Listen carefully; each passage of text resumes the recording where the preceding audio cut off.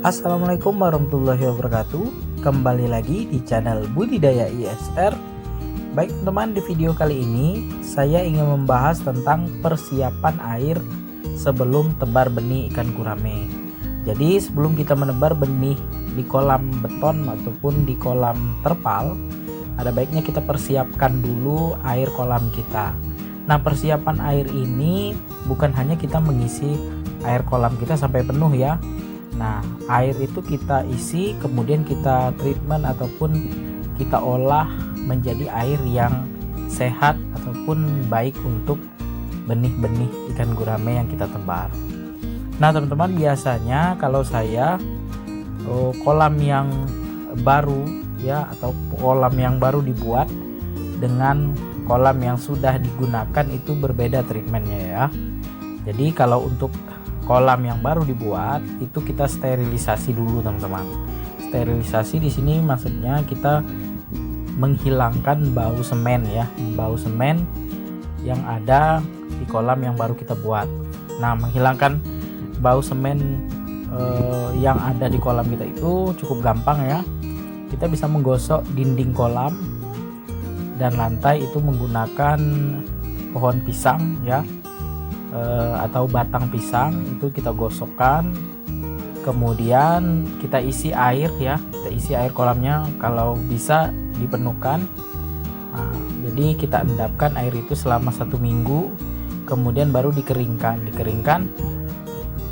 dibersihkan sampah-sampah daun ataupun pohon pisang tadi, barulah diisi air dan diberi larutan EM4 teman-teman, supaya ada bakteri baik untuk hidup di dalam air kita. Kalau misalnya tidak ada pohon pisang, teman-teman bisa menggunakan kulit nanas ya, kulit nanas ataupun daun pepaya teman-teman, bisa juga. Nah, itu ya teman-teman ya kalau kolam baru. Tapi kalau misalnya kolam yang sudah digunakan, perlakuannya beda lagi teman-teman. Kalau saya biasanya kolam itu tidak saya gosok ya, dindingnya saya gosok pakai bros itu enggak, tapi saya siram aja pakai selang. Dindingnya itu saya siram saja. Kenapa tidak saya gosok? Karena kalau misalnya saya gosok, takutnya nanti kolam kita akan terjadi rembes teman-teman. Jadi dibiarkan aja lumut yang ada di dinding kolam, kita cukup siram. Jadi kotoran-kotoran atau lumpur yang masih menempel di dinding itu turun ke bawah teman-teman. Jadi untuk kolam yang sudah digunakan itu tidak boleh lama kering teman-teman.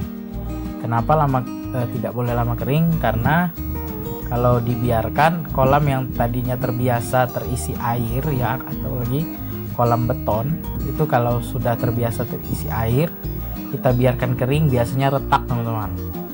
Jadi usahakan kalau misalnya dikeringkan kolamnya langsung diisi air. Kalau misalnya kita nggak mau penuh, silakan isi 10 cm sampai 20 cm ya, atau lebih baiknya langsung dipenuhkan setelah dibersihkan ya.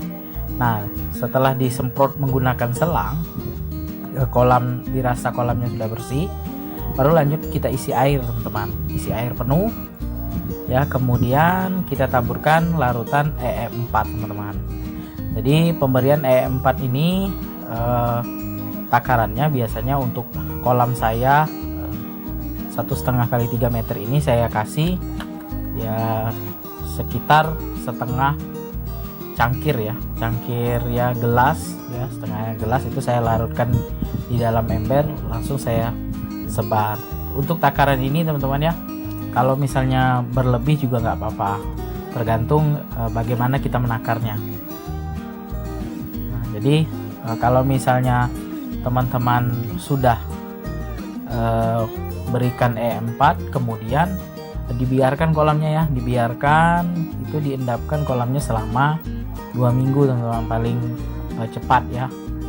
Paling bagusnya itu 1 bulan. Tapi kalau misalnya lewat dari 1 minggu pun nggak jadi masalah sebenarnya ya. Tapi ya warna air biasanya dia tetap bening. Kalau misalnya melihat air kolam itu bagus, biasanya dia agak sedikit berwarna coklat seperti warna air teh teman-teman. Jadi itu menurut saya sudah bagus, sudah bisa ditebar benih. Nah, kalau misalnya kita tidak pakai E4, kita bisa menggunakan tanaman air, teman-teman. Tanaman air yang mengapung di permukaan air ya, baik itu tanaman apu-apu, tanaman eceng gondok, itu bisa digunakan kalau kita tidak menggunakan E4.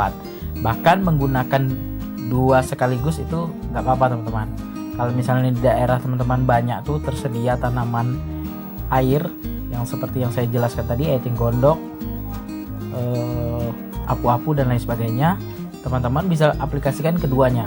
Setelah ditebar menggunakan E4, baru disebar tanaman air tadi. Nah, fungsi tanaman air ini membuat habitat ataupun kolam kita itu seperti habitat ikan gurame ini, teman-teman. Jadi kalau misalnya benih tadi kita sebar, nanti benihnya bisa berlindung di bawah tanaman air tadi. Nah, jadi benihnya itu tidak stres. Nah, itu perbedaannya, teman-teman, dengan kolam yang tidak memakai tanaman air.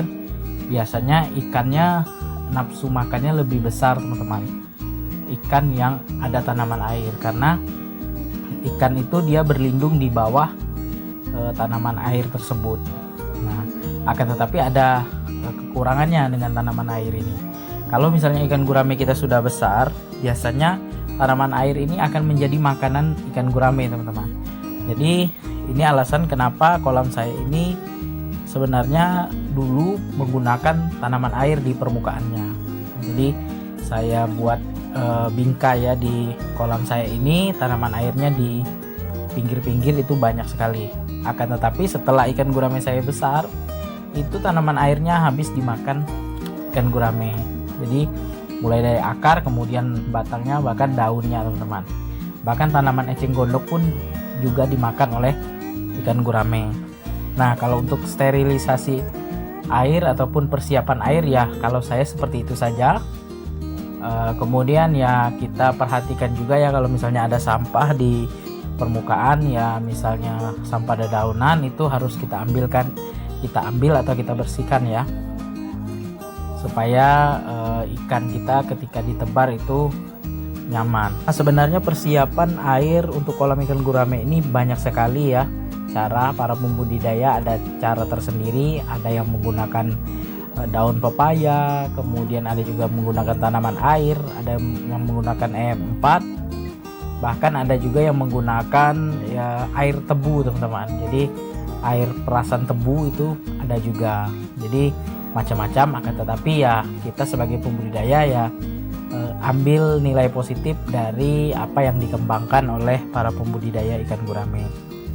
Jadi kalau misalnya kita tidak persiapan air sebelum tebar benih, maka yang terjadi adalah ikan gurame kita bisa mengalami kematian massal, atau hampir setiap hari itu ikan gurame pasti ada kematian karena airnya itu tidak seperti air yang ada di habitat ikan gurame tersebut. Karena ya sebelum ikan itu masuk ke kolam kita, kondisi airnya pasti bagus di kolam benih tersebut.